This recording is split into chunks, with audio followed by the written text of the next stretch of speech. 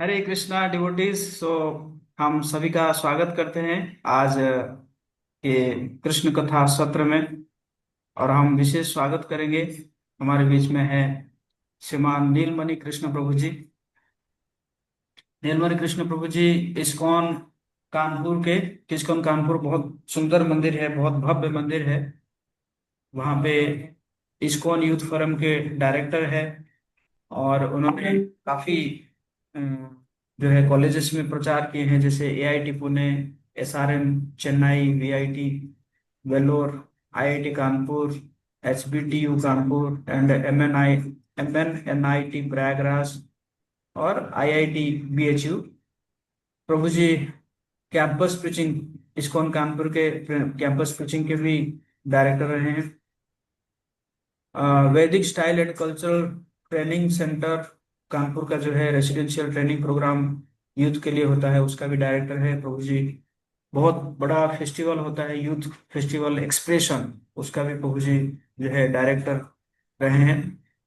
और उन्होंने ही शुरू किए थे एक्सप्रेशन फेस्टिवल, जिसमें लगभग 8,000 यूथ पार्टिसिपेट किए थे।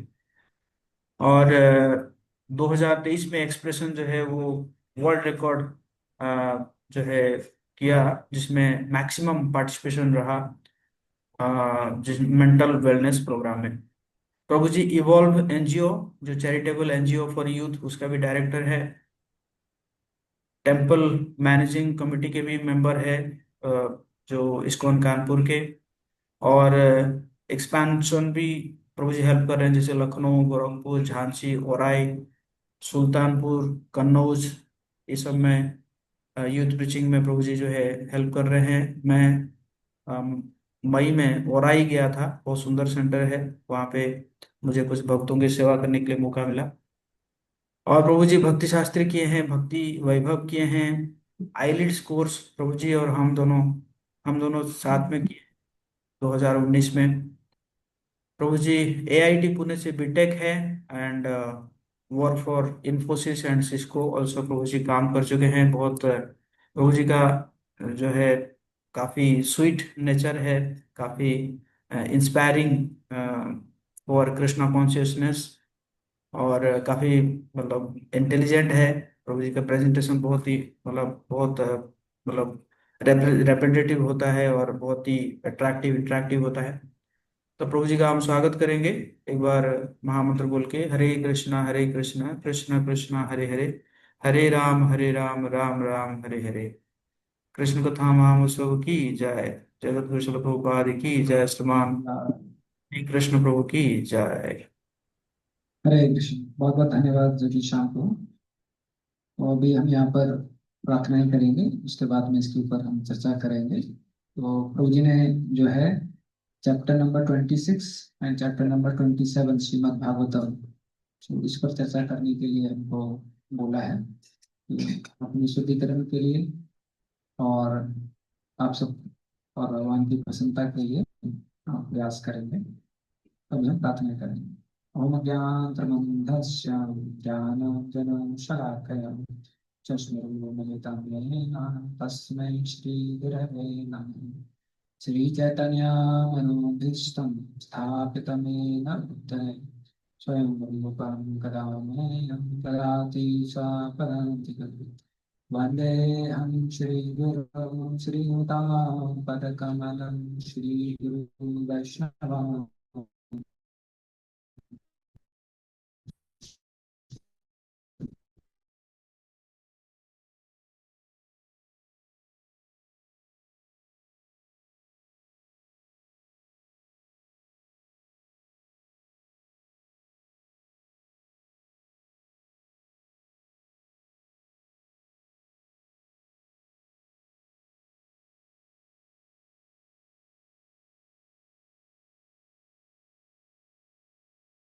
पाश्चात्यदेशतारिणि नमो महावदन्याय कृष्णप्रेमप्रदाय ते कृष्णाय श्रीचैतन्य नमोऽस्तुते।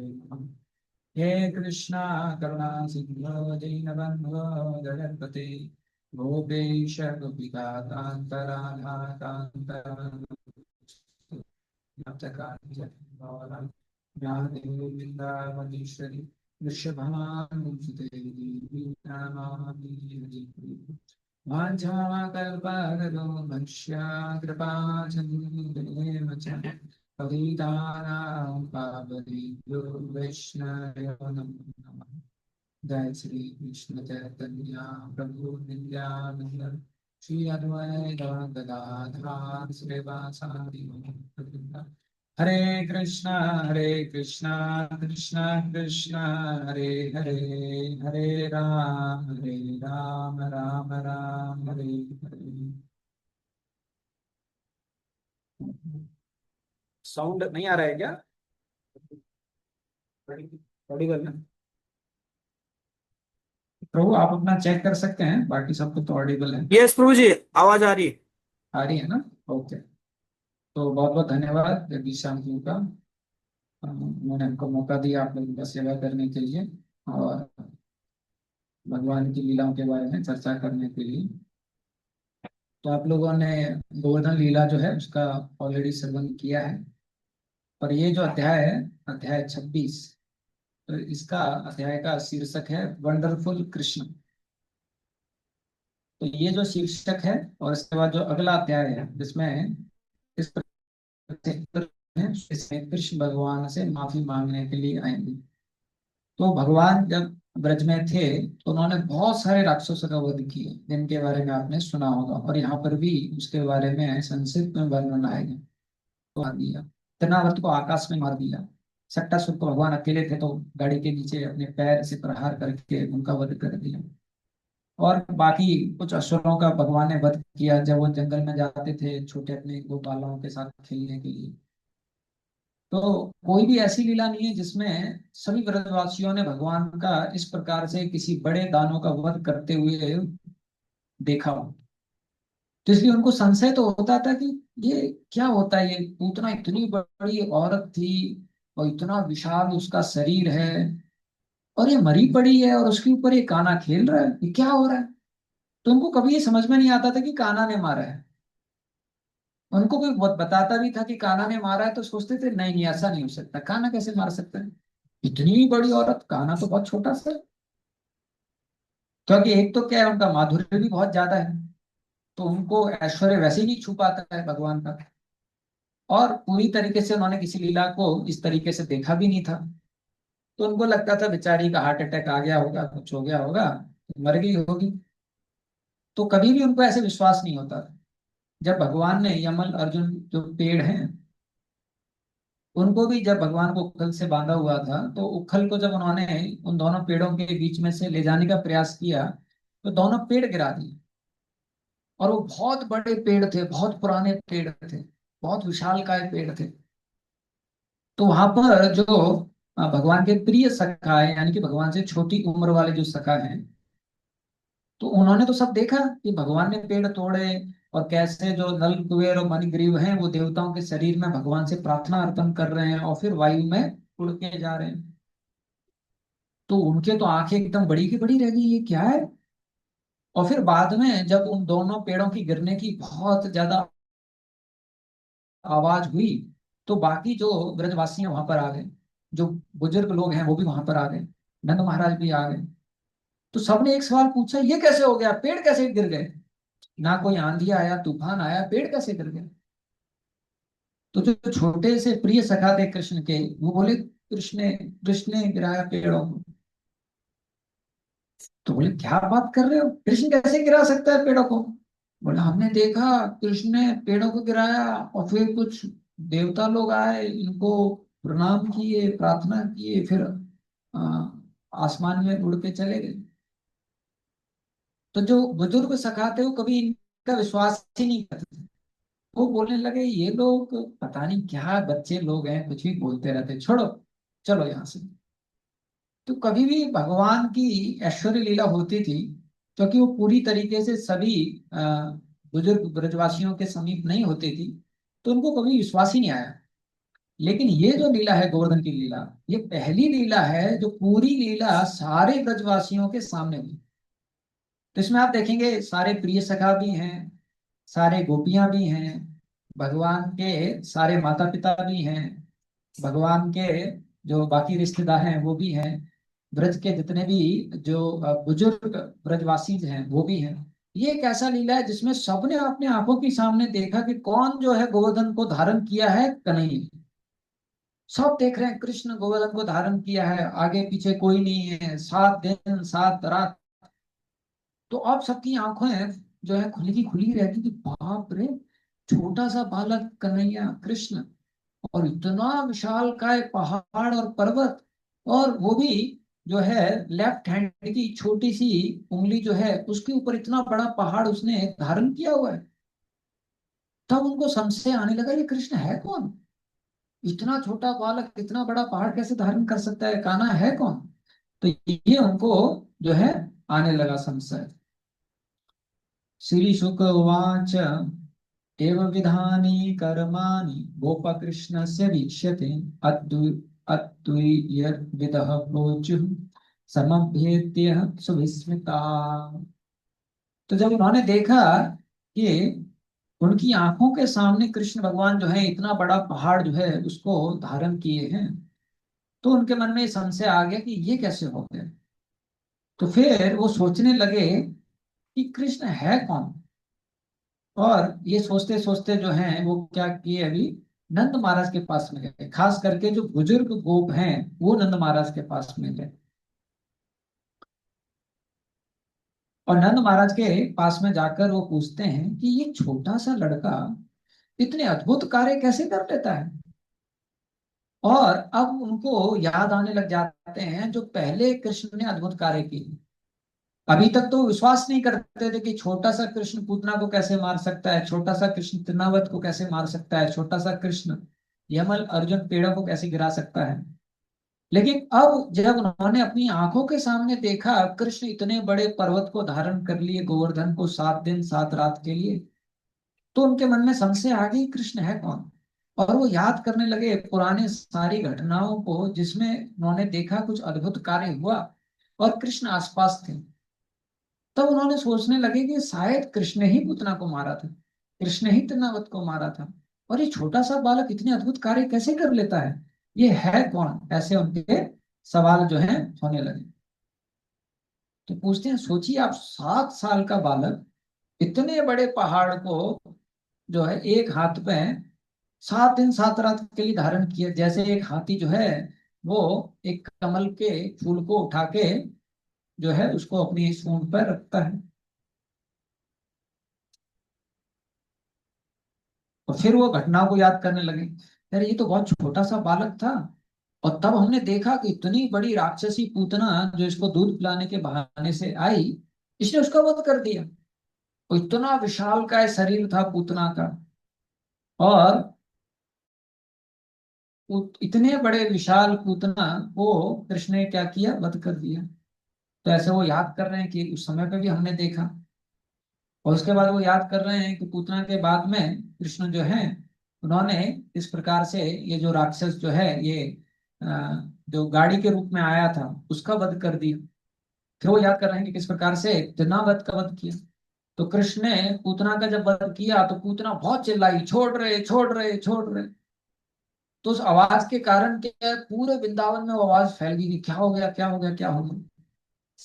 तो इसलिए जब भगवान ने तृणावत को मारा तो उसका गला दबा के मारा कि तुम चिल्लाना मत, क्योंकि पूतना इतना चिल्लाई थी तो इसलिए उसका गला दबा के मारा जिससे कि ज्यादा आवाज ना निकले, और ऊपर ही उसका वध कर दिया। तो याद कर रहे हैं कि किस प्रकार से तृणावत जो है उसका वध किया। और उसके बाद वो याद कर रहे हैं किस प्रकार से जब इनकी माँ ने इनको रस्सी से बांधा था तब इन्होंने इतने बड़े जो पेड़ हैं वृक्ष हैं वो गिरा दिए थे। और फिर वो याद कर रहे हैं कि किस प्रकार से कृष्ण जो है बलराम के साथ में बकासुर करके जो एक राक्षस आया था। तो बकासुर के बारे में बताते हैं कि इतना प्रतापी राक्षस था कि इंद्र भी इनको हरा नहीं पाए थे, ब्रह्मा जी भी नहीं हरा पाए थे, शिव जी भी नहीं हरा पाए थे। आप सोचिए कितनी शक्ति रहेगी बकासुर में। लेकिन कृष्ण भगवान क्या करते हैं, उनका जो मुंह है उसको लेते हैं, चोंच को लेते हैं और उसको 2 भाग में जो है उसको कर देते हैं। तो याद कर रहे हैं कि अरे इसने तो बकासुर का भी वध किया। और फिर वत्सासुर जो एक बछड़े के रूप में आया था, उसका वध कर दिया इन्होंने। और फिर वो बता रहे हैं किस प्रकार से बलराम जी के साथ में धेनुकासुर का वध किया। अभी कुछ ही दिन पहले बलराम पूर्णिमा आई थी। तो किस प्रकार से कृष्ण और बलराम ने धेनुकासुर जितने भी गधे थे उन सबके पैर पकड़ के उनको घुमा के जो है ताल वृक्ष के ऊपर मार के जो है उनको टांग दी। तो याद कर रहे हैं किस प्रकार से इन्होंने इतने पावरफुल, इतने शक्तिशाली राक्षस जो है उनका वध कर दिया। और फिर प्रलंबासुर को भी वध किया बलराम के माध्यम से। और कालिया जो है, कालिया के ऊपर भगवान नृत्य किए। आप सोचिए किसी सांप के ऊपर कोई नृत्य करना कितना मुश्किल है। और कालिया जो है वो तो जहरीला सांप था, हजारों उसके फन थे। भगवान ने सिर्फ उसको विनम्र ही नहीं किया, उसको ऐसा विनम्र किया कि वो भी बेचारा जो है बहुत हक्का बक्का रह गया कि ऐसा कोई कैसे कर सकता है। जैसे ही कालिया कोई फन ऊपर करते थे भगवान जो है उसके ऊपर अपना लात से प्रहार करते थे। या कोई दूसरा फन करते थे तो भगवान उस पे लात से प्रहार करते थे। ऐसा कर करके पूरे जो कालिया के जितने भी फन थे सभी फनों से जो विष और खून बाहर निकलने लगे। तो जब ऐसे पूरा उसकी शक्ति क्षीण हो गई, सारा विष निकल गया, तब वो विनम्र हुआ। और तब उसने देखा कि बाप रे कितने महान हैं। तो आप सोचिए भगवान की महानता, कितने अद्भुत लीलाएं करते हैं। सांप के ऊपर, फनों के ऊपर भगवान प्रहार कर रहे हैं, लेकिन बाहर से ऐसा प्रतीत हो रहा है, दिख रहा है कि भगवान नृत्य कर रहे हैं। ऐसा है। तो सारे लोग जो हैं वो याद कर रहे हैं सारी लीलाओं को, कि भगवान जो है इतने अद्भुत कार्य कैसे कर सकते हैं, वही छोटा सा बालक इतने अद्भुत कार्य कैसे कर रहा है। फिर वो याद करते हैं कि किस प्रकार से आ, हाँ, तो पूछ रहे हैं कि ये कैसे हो गया कि ये कृष्ण जो छोटा सा बालक है वो इतने अद्भुत कार्य करता है। और हम देखते हैं कि अधिकांश क्या होता है, एक माता पिता का प्रेम अपने पुत्र के प्रति होता है। लेकिन हम देखते हैं हमारे सभी लोगों का प्रेम जो हम ब्रज में हैं, हम सबका प्रेम स्वाभाविक रूप से कृष्ण की तरफ हमारे अपने पुत्रों से ज्यादा है। ऐसा क्यों हो रहा है? ऐसा प्रतीत होता है कि हमें अपने पुत्रों से ज्यादा कृष्ण के प्रति प्रेम आकर्षण होता है। तो ये है कौन? क्या ये परमात्मा है? तो शिला विश्वनाथ जी ठाकुर बताते हैं कि वो सोच रहे हैं कि क्या ये परमात्मा है। क्योंकि जो जीव है वो सबसे ज्यादा प्रेम किसको करता है? अपने आप को करता है। अपने आप को करता है अर्थात अपनी, वो है कौन? आत्मा। और वो आत्मा कौन है? भगवान का अंश है। तो अगर वो इस अंश को इतना प्रेम करता है तो जिससे वो अंश आता है उसको स्वाभाविक रूप से कितना ज्यादा प्रेम करता होगा। तो पूछते हैं क्या ये परमात्मा है? ये है कौन आपका पुत्र? और फिर वापस याद कर रहे हैं कि अरे ये 7 साल का ही बालक है। और दूसरी तरफ हम देखते हैं इतना बड़ा जो है गोवर्धन उसको धारण कर लिया। तो हमारे मन में बहुत संशय आ रहे हैं, कृपया करके आप इनका समाधान कीजिए, बताइए ये है कौन। तो नंद महाराज उनके सवालों को जो है जान के उनको बोलते हैं आप चिंता मत कीजिए, मैं आपको वो चीज बताऊंगा जो गर्ग मुनि ने इस बालक के बारे में मुझे बताया था, जो मैंने आप लोगों को नहीं बताया। तो जब गर्ग मुनि आए थे भगवान का जो नाम संस्कार है उसको करने के लिए, तो गर्ग मुनि ने भगवान के बारे में बताया था, और वो नंद महाराज अभी जो है सभी ब्रजवासी को बताया। तो बोलते हैं कि गर्ग मुनि ने ऐसा बताया था कि ये जो कृष्ण है ये पहले भी अवतार लिया हुआ है, और पहले ये सफेद रंग में, लाल रंग में और पीले रंग में ये अवतार लिया है। तो देखिए वो बता रहे हैं कि किस प्रकार से भगवान जो है सतयुग में भी अवतार लिए हैं, त्रेता युग में भी अवतार लिए हैं, और द्वापर युग में भी अवतार लिए हैं। और फिर बताते हैं ये आपका जो पुत्र है ये पहले भी जो है वसुदेव के पुत्र के रूप में आया है, और इसका नाम वासुदेव जो है वो पड़ा है।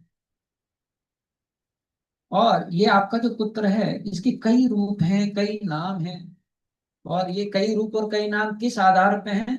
इसकी अलग अलग लीलाओं के आधार पे, इसके अलग अलग गुणों के आधार पे। इसलिए साधारण लोगों के लिए इसको समझना बहुत मुश्किल है। जैसे तो देखिए भगवान जो हैं उनको समझना बहुत मुश्किल है। अभी आप देखेंगे कई लोग जो हैं वो भारत को लेकर बड़ा उनके अंदर में कंफ्यूजन आ जाता है। अरे इतने सारे भगवान हैं, भारत में इतने सारे मंदिर हैं, कोई बोलता है गणपति है, कोई बोलता है हनुमान है, कोई बोलता है शिव जी है, कोई बोलता है ब्रह्मा है, कोई बोलता है दुर्गा है, दुर्गा जी के भी इतने नाम। तो कई लोग जो है बड़ा कंफ्यूज हो जाते हैं, बोलते हैं भारत जो है वो तो पॉलीथीस्ट है। पॉलीथीस्ट मतलब जो बहुत सारे भगवानों को मानता है। भारत में बहुत सारे भगवान हैं। और पाश्चात्य देशों में उनकी क्या धारणा है कि हम तो मोनोथीस्ट हैं, एक ही भगवान है। उनकी धारणा क्या है? एक ही भगवान है। और मायावादी हैं, उनकी क्या धारणा है? हम ही भगवान है। ब्रह्मवादी हैं, उनकी क्या धारणा है? जो है हम सब मिलके एक ब्रह्म है और इस संसार में कुछ नहीं। तो सही तरीके से देवताओं की स्थिति को जानना कि वो भगवान नहीं, वो जीव तत्व हैं। सही तरीके से विष्णु तत्व को जानना, और विष्णु तत्व में भी राम, नरसिम्हा, वराह, मत्स्य, कृष्ण, इनकी स्थिति को जानना बहुत दुर्लभ है, बहुत मुश्किल है। उसमें भी जब कृष्ण भगवान मानव लीला करते हैं तो उसमें बहुत दुर्लभ है। एक हमारे कथाकथित नेता थे, वो बोले, जब उन्होंने सुना कि कृष्ण भगवान जो है रासलीला की, तो वो बोलते हैं कि मुझे अपने आप को हिंदू कहने में शर्म आ रही है अगर हिंदू भगवान जो है दूसरी पत्नियों के साथ में रासलीला करता है। क्योंकि वो भगवान की स्थिति को नहीं जानते कि सारे जीव जो हैं भगवान के ही अंश हैं। वो हमारी तरीके से भौतिक शरीर धारण नहीं करते हैं। वो हमारी तरीके से भौतिक कार्यकलाप में नहीं लगते हैं। तो वो यही बता रहे हैं कि आपका जो पुत्र है उसके कई रूप हैं, कई नाम हैं, कई कार्य हैं, कई गुण हैं, और इनको समझना जो है बहुत ज्यादा मुश्किल है।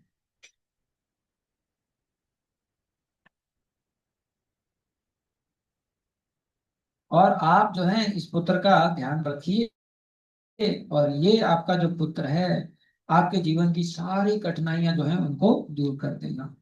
तो ऐसा करके वो उनको बताते हैं। और फिर वो बोलते हैं नंद महाराज को कि जब भी सही तरीके से व्यवस्थापन नहीं हो रहा था, जब भी बहुत सारी समस्याएं हो रही थी, तो उस समय पर आपका ये पुत्र आता है। यानी जब भी धर्म की ग्लानि होती है तब आपका पुत्र जो है जन्म लेता है धर्म को वापस स्थापित करने के लिए। और इसका राक्षस कुछ नहीं कर सकते। और वो बता रहे हैं जिस प्रकार से राक्षस डेमीगॉड्स का कुछ नहीं कर सकते हैं, क्योंकि डेमीगॉड्स जो हैं हमेशा विष्णु के साथ में रहते हैं। उसी प्रकार से अगर कोई व्यक्ति आपके पुत्र के प्रति आसक्त है, आपके पुत्र की भक्ति करता है, तो उसको भी कोई कुछ नहीं कर सकता है। देखिए गर्ग मुनि साफ साफ ऐसा नहीं बता रहे हैं कि ये परमेश्वर भगवान है, इन्हीं से ही सब कुछ आता है। लेकिन इनडायरेक्टली जो है अलग तरीके से घुमा के वो यही बता रहे हैं कि ये आपके परमेश्वर भगवान है। तो इस तरीके से वो बता रहे हैं कि आपके पुत्र जो है बिल्कुल नारायणी जैसे हैं, ऐसे। लेकिन असली में तो नारायण भी भगवान से आते हैं। करोड़ों नारायण जो हैं वो भगवान से प्रकट होते हैं, कृष्ण भगवान से। तो इस प्रकार से जो है आ, गर्ग मुनि जो हैं, जो नंद महाराज को बताते हैं, वो सारी वार्ता नंद महाराज जो है इनको बता देते हैं कि इस प्रकार से गर्ग मुनि ने मुझे कृष्ण के बारे में बताया था। तो जब ये सारी व्याख्या ये पूरा सुनते हैं ब्रजवासी, तो उनको समझ में आ जाता है कि बिल्कुल आप सही बोल रहे हो, ये जरूर विष्णु भगवान का कोई शक्ति जिसको विष्णु भगवान ने दिया है वैसा कोई व्यक्तित्व है, वरना इतने अद्भुत कार्य ये कैसे कर सकता है। तो ये सुन के जो है वो वापस चले जाते हैं। तो अब एक तो ये लीला हुआ गोवर्धन के बाद में कि उनको संशय हुआ, और वो जो है नंद महाराज के पास में गए, और नंद महाराज ने इस प्रकार से उनका संशय दूर किया। दूसरी तरफ गोवर्धन लीला के बाद में अभी इंद्र को पता चल गया कि मैंने कितना बड़ा अपराध कर दिया।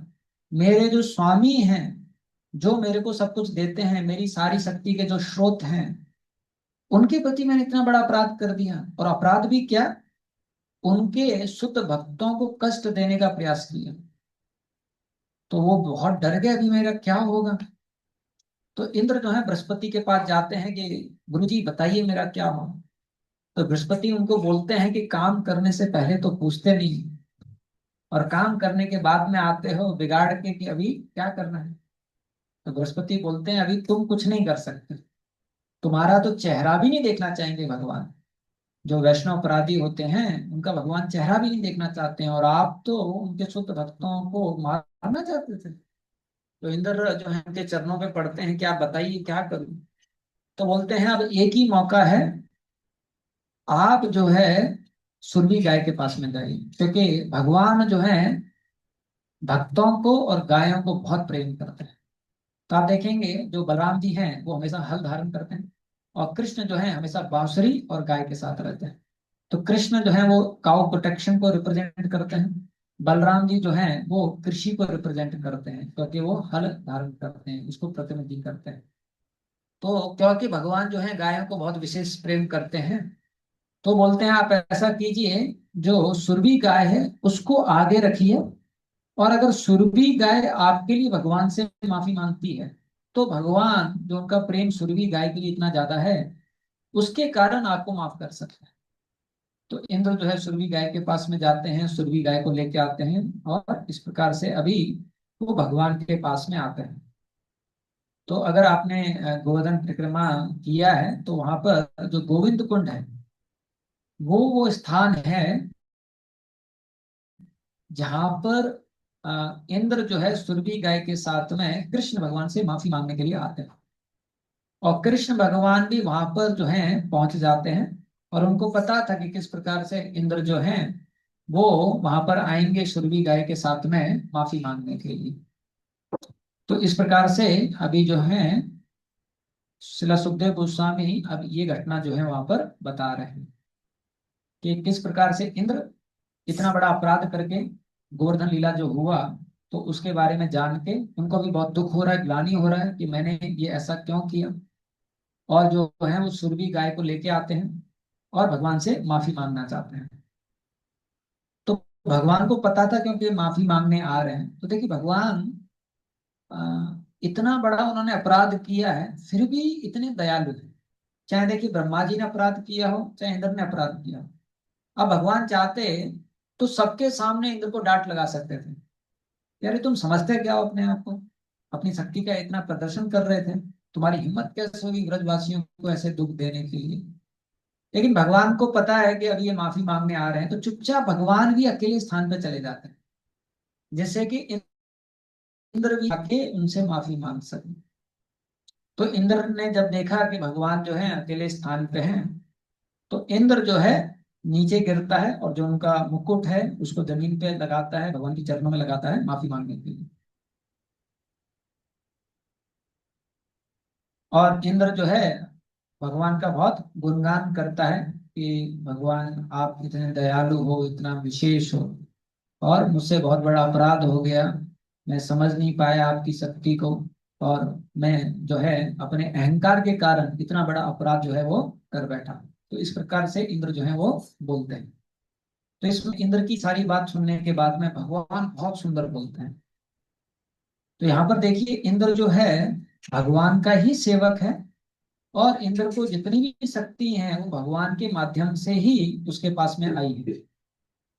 लेकिन फिर भी ये भौतिक शक्तियों का इस प्रकार से स्वभाव रहता है कि अगर कोई ध्यान नहीं रखता है तो इन शक्तियों के प्रभाव के कारण उसके अंदर बहुत अहंकार बढ़ जाता है।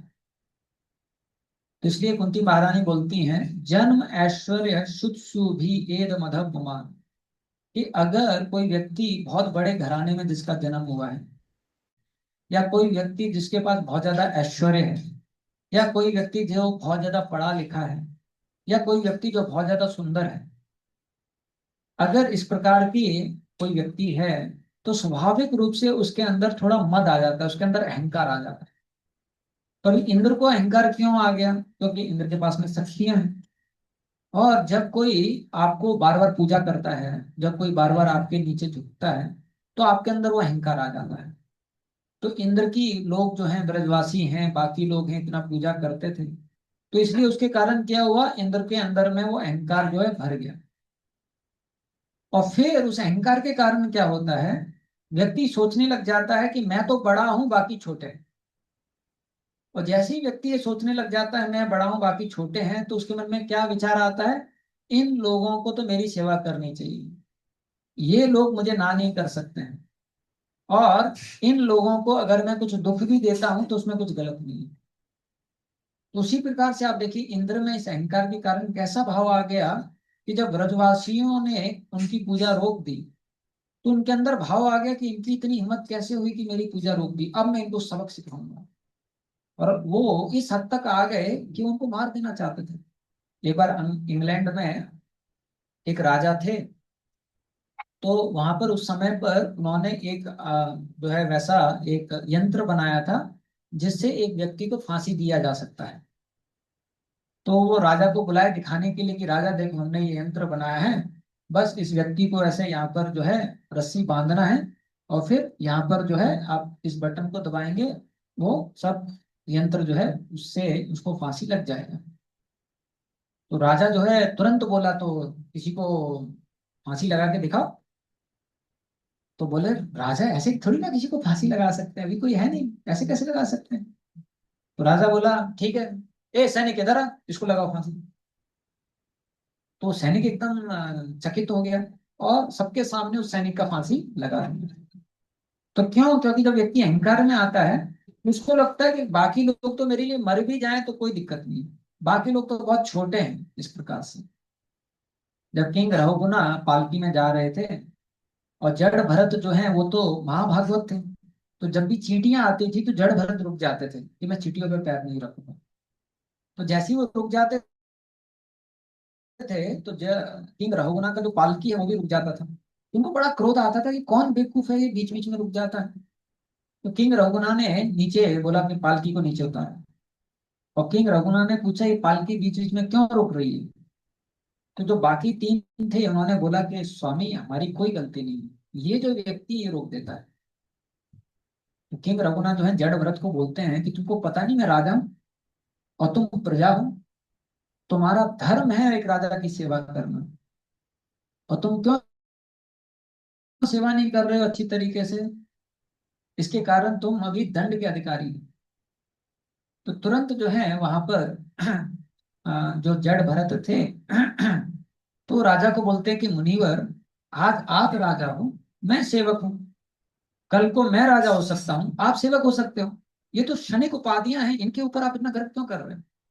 तो किंग रघुना को और क्रोध आता है कि अरे बेवकूफ, मैं राजा हूं तू सेवक है, क्या बात कर रहा है, उल्टी सीधी बात कर रहा है, तू कैसे राजा बन सकता है। तो फिर जो है वो उनसे बोलते हैं कि आपने भरत महाराज का नाम सुना है। तो किंग रघुना बोलते हैं अरे क्यों नहीं सुना है, भरत महाराज तो पूरे विश्व के राजा थे, मैं तो एक छोटे से प्रांत का ही राजा हूँ। तो जड़ भरत बोलते हैं कि पिछले जन्म में वो मैं ही था। आप ये क्षणिक उपाधियों से इतना गर्व क्यों कर रहे हो। आज आप राजा हो और मैं सेवक हूँ, कल को मैं राजा बन सकता हूँ, आप सेवक बन सकते हैं। तो ये एक सच्चाई है। लेकिन जन ऐसा सुख सुख भी, इनके कारण क्या होता है व्यक्ति के अंदर एक मद आ जाता है, अहंकार आ जाता है कि मेरे अंदर इतनी शक्ति है, मेरे पास इतनी बड़ी उपाधि है, मेरे पास इतना सौंदर्य है, मैं कितना पढ़ा लिखा हूँ। और उस अहंकार के कारण क्या होता है जीव हिंसा होने लग जाता है। उस अहंकार के क्या कारण क्या होता है अपराध होने लग जाता है। तो यही हुआ इंद्र के साथ।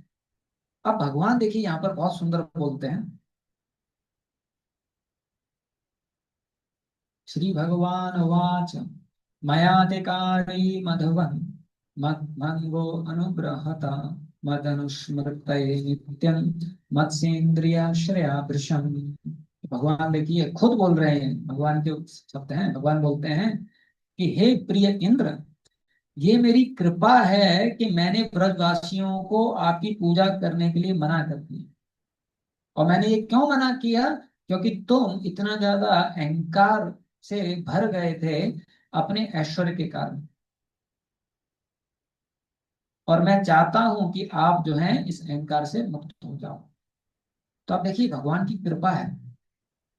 कई बार जब भगवान देखते हैं कि कोई, खास करके उनके भक्त, उनमें अगर अहंकार आ जाता है, तो भगवान सब कुछ सहन कर सकते हैं। एक भक्त के अंदर भौतिक इच्छा भी सहन कर सकते हैं, लेकिन अहंकार को सहन नहीं कर सकते। तो जैसे ही भगवान देखते हैं कि एक भक्त में अहंकार आ गया है, तुरंत भगवान जो है फिर उसके लिए आयोजन करते हैं कि कैसे ये अहंकार जो है ये शुद्ध हो जाए। ऐसा है। तो आप देखेंगे एक बार जगन्नाथपुरी की घटना है कि जो सुदर्शन चक्र है उनको बहुत गर्व था कि देखिए मैं भगवान की हमेशा उंगली में घूमता रहता हूँ। और जब भी भगवान को किसी राक्षस को मारना होता है, जब भी भगवान को कोई बड़ा कार्य करना होता है, सबसे पहले किसको याद करते हैं? मुझको याद करते हैं। तो उनको बड़ा गर्व था। तो एक बार क्या हुआ, भगवान ने ये महसूस कर लिया कि इनके हृदय में थोड़ा सा गर्व है। तो भगवान ने उनको बोला, ऐसा करो, आप हनुमान जी को लेके आओ, हनुमान जी मेरे बहुत महान भक्त हैं। तो सुदर्शन के मन में सवाल आया, वो कैसे महान भक्त हो सकते हैं? सबसे महान तो मैं हूँ, भगवान का भक्त। तो सोचते हैं कि शायद भगवान को पता नहीं कि सबसे महान कौन है, मैं हूँ। और वो सोच रहे हैं हनुमान जी महान। ठीक है, अभी थोड़ा साक्षात्कार हो जाएगा भगवान को कुछ समय में। तो वो जाते हैं और हनुमान जी को बोलते हैं, हनुमान जी आपको जो है जगन्नाथ जी बुला रहे हैं, आ जाओ। हनुमान जी बोलते हैं ठीक है। और सुदर्शन क्या करते हैं, हनुमान जी से पहले आ जाते हैं। और जो जगन्नाथपुरी के चारों दरवाजे हैं उसमें चार रूप ले लेते हैं। और चारों दरवाजों में इतने बड़ा रूप लेके जो है ऐसे घूमने लग जाते हैं। अब हनुमान जी प्रवेश करना चाह रहे हैं, तो पहले पहले दरवाजे से प्रवेश प्रवेश करना चाहा उन्होंने। तो वहां देखा सुदर्शन है। दूसरे दरवाजे में गए, वहां भी है। तीसरे में गए, वहां भी है। चौथे में गए, वहां भी है। तो सुदर्शन क्या किए, चार रूपों में, तो सुदर्शन के रूप में चारों दरवाजे उन्होंने बंद कर दिए और खुद व्यक्तिगत रूप में अंदर चले गए। और फिर जगन्नाथ जी पूछे कि ये सुदर्शन क्या हुआ, हनुमान जी आए नहीं? तो सुदर्शन बोले, मैं तो बुला के आ गया, अब उनको कौन रोक सकता है? महान भक्त तो आ ही जाएंगे, कौन रोक सकता है? महान भक्त तो आ ही जाएंगे, चिंता क्यों कर रहे हो आप? तो जगन्नाथ जी बोले, ठीक है, पता नहीं क्या है, इतना समय क्यों लगा रहे हैं। तो हनुमान जी ने देखा कि चारों सुदर्शन जो है चारों गेट को रोके हुए हैं। तो तुरंत हनुमान जी के चार हाथ प्रकट हो गए एक्स्ट्रा। दो थे ही पहले, चार और प्रकट हो गए। चारों हाथों से चार सुदर्शन जो है उन्होंने धारण कर दिया। और फिर हनुमान जी जो है छह हाथों के साथ में अंदर घुस रहे हैं, जिसमें से चार में तो सुदर्शन है, दो हाथ उनके आगे। अब जैसे ही सुदर्शन ने देखा कि अरे ये अंदर कैसे आ गए, और देखा कि चारों हाथ में सुदर्शन है। और हनुमान जी जो है बाकी जो दो हाथ बचे थे उनसे प्रणाम करते हैं जगन्नाथ जी को। तो फिर जगन्नाथ जी जो है सुदर्शन की तरफ देखते हैं कि देखो तुमने अहंकार के कारण हनुमान जी को भी रोकने का प्रयास किया। अब मैं तुमको कर्ज करता हूं कि तुम अब सुदर्शन के रूप में नहीं रहोगे, एक डंडे के रूप में रहोगे। तो सुदर्शन जो है फिर विनम्र हो जाते हैं, भगवान माफ कर दीजिए, मैं मेरे को शक्ति का अभिमान हो गया था और उस अभिमान के कारण जो है मैंने ऐसा किया। आप लेकिन आप मुझे माफ कर दीजिए। तो फिर भगवान बोलते हैं, आप चिंता मत कीजिए, सुदर्शन के रूप में आप जो है मेरे मंदिर के ऊपर रहोगे। और मैं वरदान देता हूं कि जो भी जगन्नाथपुरी में आएगा, अगर वो सुदर्शन का दर्शन कर लेता है तो वो मेरे दर्शन करने के समान कहता है। तो सुदर्शन को इस प्रकार से भगवान जो है फिर आशीर्वाद देते हैं। तो हम देखते हैं भगवान जो है कभी भी मत अपने भक्तों में स्वीकार नहीं करते, सहन नहीं करते। एक बार एक राजा था, तो उसने मंत्री से पूछा है कि भगवान का रोज का कार्य क्या है। तो मंत्री ने बोला, भगवान का रोज का कार्य जानना तो बड़ा मुश्किल है। तो मंत्री जो है जवाब नहीं दे पाया। तो राजा ने बोला कि मैं तुम्हें एक हफ्ते का समय देता हूँ, अगर तुम एक हफ्ते में मुझे नहीं बताते हो कि भगवान का रोज का कार्य क्या है, तो मैं तुम्हें मरवा दूंगा। मंत्री डर गया, घर गया, बेचारा चिंता में था। उसका छोटा सा लड़का था, उसने पूछा, पापा क्या हो गया, आप बहुत चिंता में हैं? पिताजी बोला, बेटा राजा ने ऐसा ऐसा पूछा है, और अगर मैं जवाब नहीं दे पाया तो मुझे मार देगा। तो पुत्र बोला, पिताजी आप सवाल तो बताइए। पिताजी ने सवाल बताया कि वो पूछ रहे हैं कि भगवान का रोज का कार्य क्या है। तो पुत्र बोला, पिताजी ये तो बहुत आसान सवाल है, मैं जवाब दे दूंगा। तो पिताजी बोले, बेटा बताओ। बोले, नहीं नहीं, आपको नहीं बताऊंगा, डायरेक्ट राजा को बताऊंगा। तो पिताजी बोले, बेटा ध्यान रखो, अगर कुछ इधर उधर हुआ, मैं तो मरूंगा ही, तुम भी जाओगे साथ में। तो पिताजी चिंता मत कीजिए, लेके चलिए। तो जो है राजा के दरबार में पहुंच जाते हैं। तो राजा जो है आसन पर बैठा होता है, सीढ़ियों के ऊपर बहुत बड़ा आसन होता है। तो राजा पूछता है मंत्री को, क्यों, आपने उस सवाल का जवाब ढूंढा, और बताइए जो भगवान है उनका रोज का कार्य क्या है। तो मंत्री बोला कि हे राजन, आपका सवाल जो है इतना आसान है कि मेरा पुत्र जवाब दे। तो राजा बोला, अच्छा, तो पुत्र को पूछा कि बताओ भगवान का रोज का कार्य क्या है। तो पुत्र बोले देखो, आपको सवाल पूछ रहे हो, आपको जवाब चाहिए। तो ज्ञान जो है वो ऊपर के स्तर से नीचे के स्तर पे जाता है। तो आप आसन से उतर के नीचे आओ, और मैं ऊपर जाके आसन पे बैठूंगा। फिर नीचे से आप सवाल पूछो, मैं ऊपर से जवाब दूंगा। तो राजा को एकदम क्रोध आ गया, और पिताजी भी सुना, बोला बेटा क्या कर रहा है। तो पापा चिंता मत करो, जवाब दूंगा मैं। तो राजा बोला ठीक है, मैं नीचे तो आ रहा हूँ, लेकिन जवाब सही नहीं दिया तो तुम्हारे पिताजी के साथ तुमको भी मैं फांसी पे चढ़वा दूँ। तो बोला देखो, ये भाषा का प्रयोग मत करो। आपको जवाब चाहिए ना, नीचे आओ, विनम्रता दिखाओ, नीचे आओ। तो राजा नीचे आ जाता है, और ये चढ़ के ऊपर चले जाते हैं, और फिर बैठ जाते हैं आसन पर अच्छी तरीके से। और फिर बोलते हैं अभी पूछो सवाल। तो राजा पूछता है बताइए भगवान का रोज का कार्य क्या है। तो ये बोलते हैं देखिए, भगवान का रोज का कार्य यही है, जो दंभी हैं, अहंकारी हैं, वैसे लोगों को ऊपर से नीचे लेके आना, और जो हमारे ऐसे विनम्र हैं, सौम्य हैं, सहनशील हैं, उनको नीचे से ऊपर लेके जाना। तो राजा जो है समझ गया। तो आप देखेंगे यही भगवान का कार्य है। भगवान रावण का वध करेंगे और किसको स्थापित कर देंगे, विभीषण को स्थापित कर देंगे। हिरण्यकशिपु का वध करेंगे, लात महाराज को स्थापित कर देंगे। क्योंकि जो अहंकारी हैं, दंभी हैं, वो भगवान जो है उनको सहन नहीं करते। कुछ समय के लिए उनका चलता है, लेकिन फिर उसके बाद भगवान जो है उनका सब विध्वंस कर देते हैं। तो इसलिए भगवान बता रहे हैं कि मेरी कृपा है कि जो मैंने उन लोगों का जो आपके प्रति पूजा है उसको रोका। क्यों? क्योंकि मैं आपका ये अहंकार जो है उसको उतारना चाहता था। तो भक्त के जीवन में अगर कुछ इस प्रकार से उसके जीवन में अहंकार आता है, तो भगवान की कृपा आती है, जिसके कारण वो अहंकार जो है वो चला जाता है। तो हमें बहुत ज्यादा विचलित नहीं होना चाहिए। भगवान जो है बहुत कृपालु हैं, और भक्त को हमेशा जो है अहंकार से बचाना चाहते हैं। फिर भगवान क्या बोलते हैं, अगर कोई व्यक्ति बहुत ज्यादा अपनी शक्ति के कारण, अपने ऐश्वर्य के कारण अहंकार से भर जाता है, तो वो ये नहीं देख पाता है कि बगल में मैं खड़ा हूं और मेरे हाथ में जो है दंड देने वाला छड़ी है। भगवान बोल रहे हैं कि जब व्यक्ति अहंकार में मत हो जाता है, पाप करने लग जाता है, भूल जाता है कि बगल में कौन खड़ा है, स्वामी खड़े हैं और छड़ी लेके खड़े हैं दंड वाली, कि बेटा अहंकार करेगा लो। फिर बोलते हैं अगर मैं असली में उसका भला चाहता हूं, तो मैं क्या करूंगा, उसके अंदर जो अहंकार है, जिन कारणों के कारण वो अहंकार है, उनको मैं उससे दूर कर देता हूँ।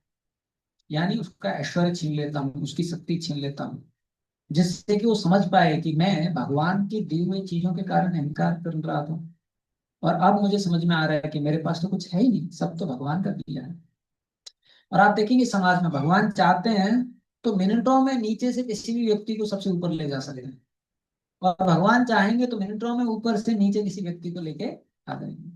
लेकिन जब हम ये भूल जाते हैं, तब अहंकार वश अपराध करते हैं, जीव हिंसा करते हैं, और फिर भगवान को हमारा अहंकार जो है कम करना पड़ता है।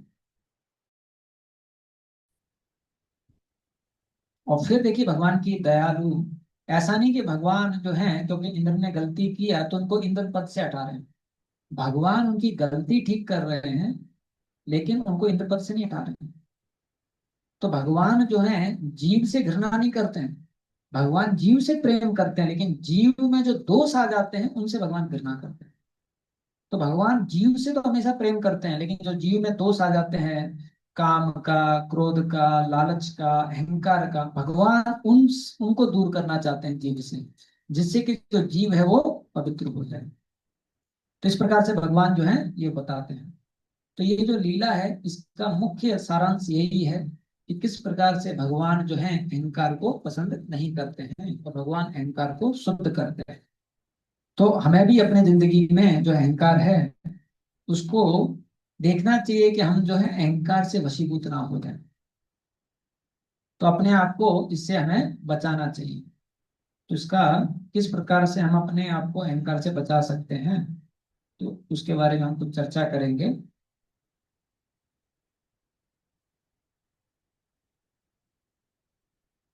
तो एक एक्रोनिम है जिसके माध्यम से आपको याद भी रहेगा।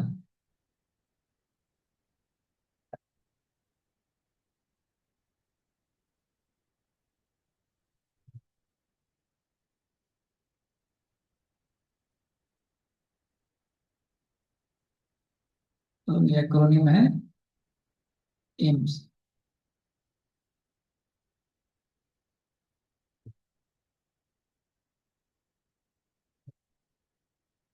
तो देखिए, अहंकार कब आता है? जब हम अपने आप को बड़ा मानने लग जाते हैं। लेकिन जितना हम भगवान के बारे में सुनेंगे, जितना हम भगवान के बारे में जानेंगे, उतना हमको समझ में आएगा कि मैं बड़ा नहीं हूँ, बड़ा कौन है? भगवान है। तब हमारे अंदर में अहंकार नहीं आएगा।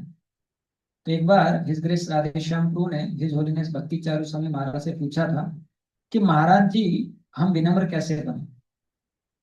तो भक्ति चारू महाराज जी ने वो कहानी बताया अकबर और बीरबल का। इस प्रकार से एक बार अकबर ने एक लाइन बनाया, और अकबर ने पूछा इस लाइन को बिना छुए इस लाइन को आप छोटा करो।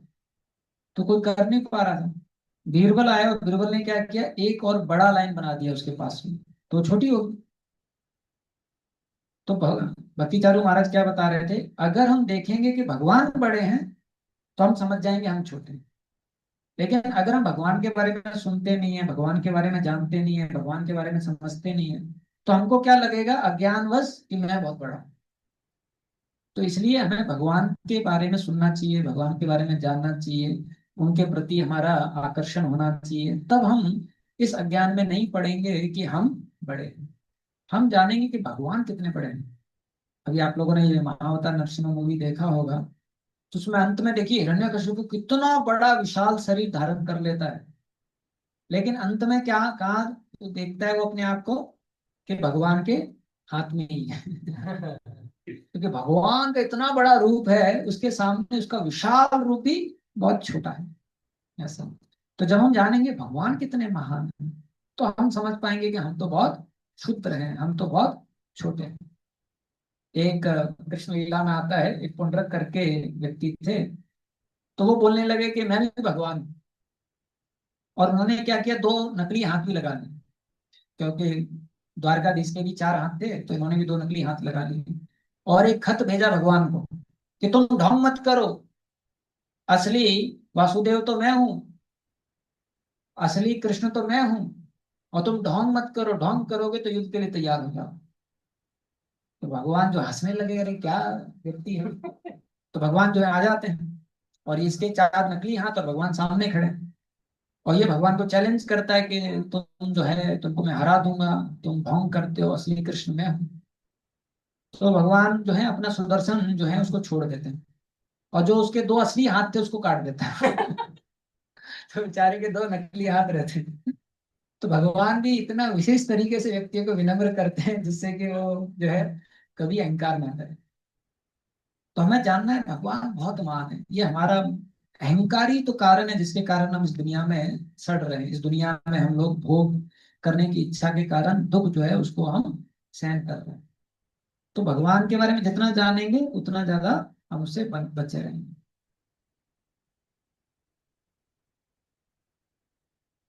दूसरा है अपने आप की जो निम्न अवस्था है, हम कैसे अणु हैं, हम कैसे क्षुद्र हैं, हम कैसे बहुत छोटे हैं, उसके बारे में जानना। तो एक बार प्रभुपाद जी के शिष्य थे ये होलिनेस कमल कृष्ण महाराज, तो उनको थोड़ा सा गर्व हो गया था कि मैं इतना अच्छा सेवा करता हूँ। तो एक बार ये डिवाइन ग्रेस प्रभुपाद प्रभुपाद जी उनको लेके गए रूम में, और प्रभुपाद जी उनको बताए कि देखिए कृष्ण है, उनसे बलराम जी आते हैं, फिर बलराम जी से चतुर्व्यूह आता है, चतुर्व्यूह से महासंकर्षण आते हैं, महासंकर्षण से फिर जो है महाविष्णु आते हैं, फिर महाविष्णु से जो है गर्भदक्ष विष्णु आते हैं, और महाविष्णु के शरीर से करोड़ों अनगिनत ब्रह्मांड बाहर निकलते हैं। और एक ब्रह्मांड में फिर गर्भदक्ष विष्णु आते हैं, उस एक ब्रह्मांड में गर्भदक्ष विष्णु से जो ब्रह्मा जी निकलते हैं वो 14 लोक बनाते हैं। उन 14 लोकों में से एक लोक पृथ्वी है। उस पृथ्वी में कितने सारे देश हैं, उसमें से एक देश अमेरिका है।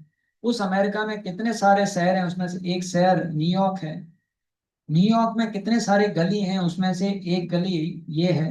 इस एक गली में कितने मकान है, उसमें से एक मकान ये है। इस मकान में भी कितने लोग रहते हैं, उसमें से एक हिज होलीनेस कमल कृष्ण महाराज रहता है, और वो सोचता है मैं बहुत बड़ा हूं। तो अगर हम असली में कल्पना करेंगे तो हमारा है ही क्या, कल को अगर कुछ हो गया हम अपना हाथ भी नहीं उठा पाएंगे। आदमियों को देखिए, रात रात में पैरालिटिक अटैक हो जाता है। ये तो भगवान की कृपा है कि हम चल पा रहे हैं, देख पा रहे हैं, लेकिन फिर भी हमें गर्व हो जाता है। तो अपने बारे में जानना, हम तो अपना खाना भी नहीं पचा सकते। गीता में भगवान बताते हैं, ये जो खाना पचाने वाली अग्नि है वो भी मैं हूँ।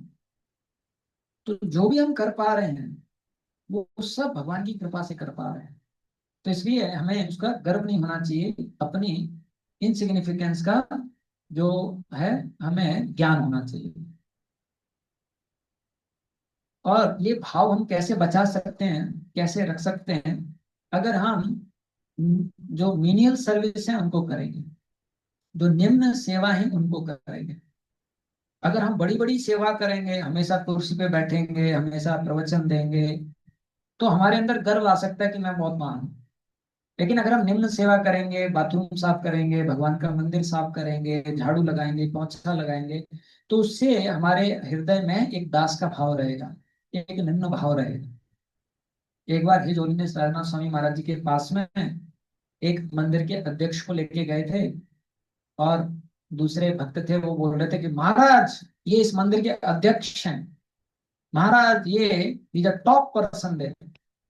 तो बोले कि महाराज ये वहाँ के टॉप पर्सन है, टॉप व्यक्ति हैं। तो महाराज जी ने उनसे पूछा टॉप का अपोजिट क्या होता है। तो मंदिर के अध्यक्ष बोले महाराज पॉट।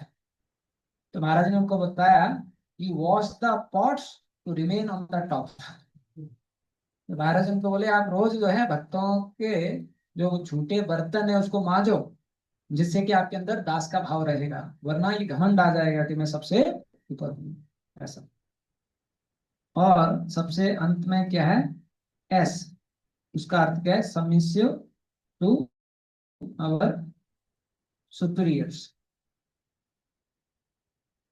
तो जो हमारे को भक्ति में मार्गदर्शन दे रहे हैं, जो हमको सेवाओं में लगा रहे हैं, इनके प्रति जो एक विनम्रता का भाव रखना, एक पालन करने का भाव रखना, ये बहुत ज्यादा जरूरी है। इनके प्रति हमारा एक आदर का भाव रखना ये बहुत जरूरी है। तो एक लेक्चर में चैतन्य चरण प्रभु बता रहे थे, guru does not come between Krishna and living entity, guru removes what comes between Krishna and living entity. तो बता रहे थे गुरु जो है वो कृष्ण और एक जीव के बीच में नहीं आता है, गुरु कृष्ण और जीव के बीच में जो है उसको हटा देता है। और वो क्या है दोनों के बीच में, अहंकार।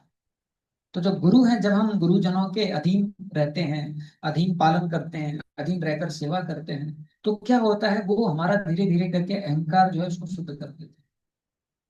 और फिर जब हमारा अहंकार शुद्ध हो जाता है तो क्या होता है, हम उतना ज्यादा कृष्ण को देख पाते हैं। जितना ज्यादा हम स्वार्थ के केंद्र बिंदु में रखेंगे, उतना कृष्ण हमारे जीवन में केंद्र बिंदु में नहीं रह सकते।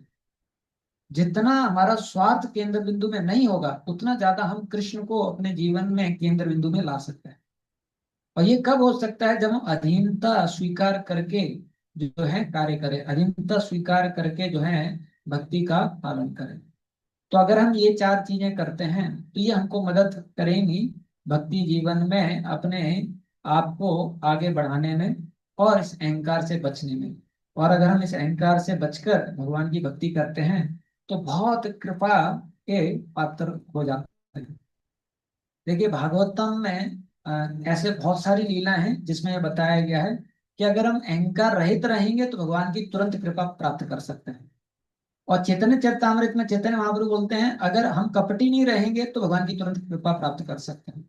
तो ये जो दो गुण हैं, घमंड और कपट, इन दोनों से अगर हम बच जाएंगे, यानी कि हम भगवान की कृपा प्राप्त कर लेंगे। हो सकता है हम अच्छी भक्ति नहीं कर पा रहे हैं, हो सकता है हम जीवन में संघर्ष कर रहे हैं, हो सकता है हमारे अनर्थ बहुत तकलीफ कर रहे हैं, लेकिन फिर भी अगर हम घमंड से बचते हैं, कपट से बचते हैं, एक अच्छे भक्त के रूप में, सीनियर भक्त के मार्गदर्शन में प्रामाणिक रूप से प्रार्थना करके भगवान की भक्ति करने का प्रयास करते हैं, तो भगवान की कृपा आती रहेगी। और ये जो हमारे अवगुण हैं, ये हमारी कठिनाई है, भगवान की कृपा से धीरे धीरे करके हम इनको पार कर पाएंगे। तो ये जो लीला है, इससे ये जो शिक्षा है, ये मुख्य शिक्षा जो है, हम उसको सीखते हैं। तो यहीं पर हम विराम देंगे। बहुत बहुत धन्यवाद सभी भक्तों का आने के लिए, समय देने के लिए। अभी किसी की कोई जिज्ञासा है तो पूछ सकते हैं। जगदीश श्याम प्रभु बता सकते हैं, सवाल लेना है या कैसे, समय कब तक है?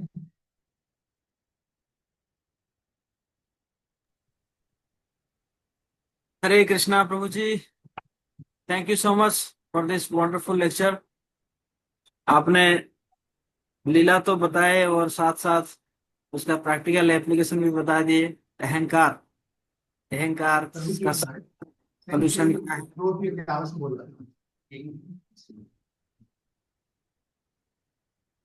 Hare Krishna.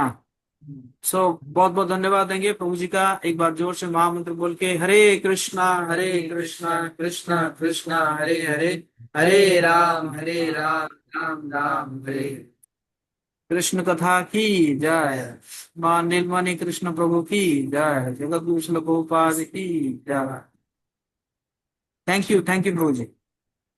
Thank you very much Prabhu. Hare Krishna. बहुत बहुत धन्यवाद।